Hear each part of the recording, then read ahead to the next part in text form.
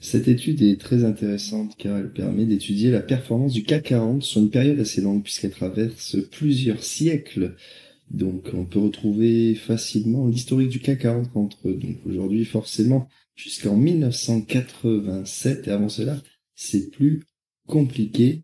Cette étude de recherche a tenté de recoller les morceaux manquants, donc les données de prix afin que l'on puisse étudier l'évolution sur une période plus longue. Donc on constate que cette période commence en 1854 à gauche pour aller jusqu'en 2004. Alors exactement c'est jusqu'en 2006, 2007, en tout cas avant la crise des subprimes, que ce graphique étudie l'évolution du prix du CAC 40. En effet, le CAC 40 avait gravi une performance jusqu'à atteindre le prix des 7000 et quelques points. Et on voit bien qu'ici le graphique s'arrête juste avant. Donc ça correspond pile poil à la période avant la crise de 2007-2008. Ce qui fait que le prix devait osciller autour de 5000, 6000 points. Ça, c'est pour la première partie.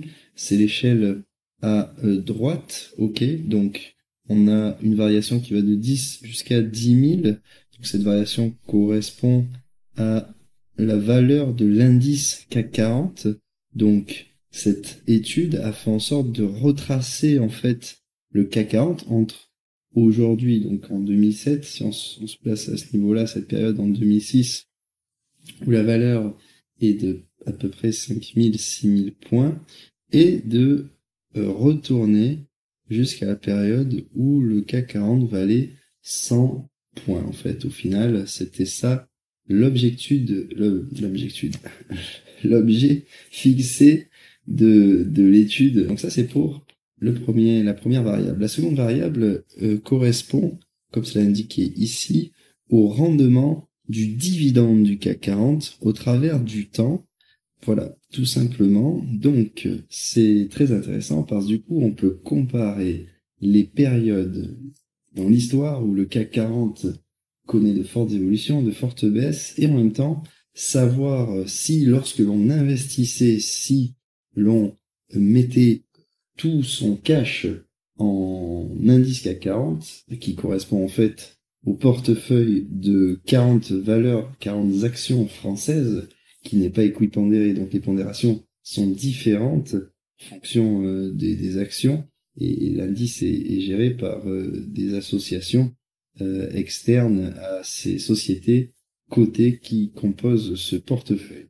En fait, l'indice CAC 40 correspond finalement à la performance d'un portefeuille de 40 valeurs qui sont des actions françaises dans notre cas, ce cas-là, dans cette recherche.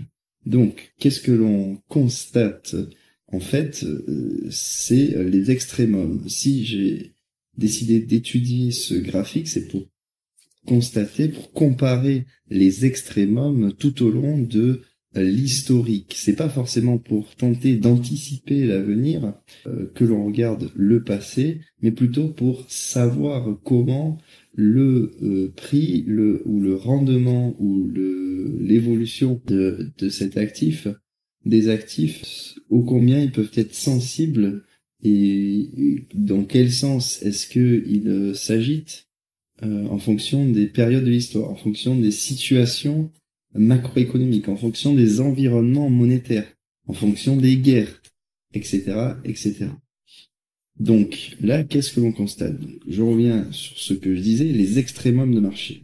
Donc là, c'est lié. Les extrémums de marché, on les constate sur l'évolution du prix, donc il va de 100 jusqu'à à peu près 6000 ici, 7000 pour le plus haut.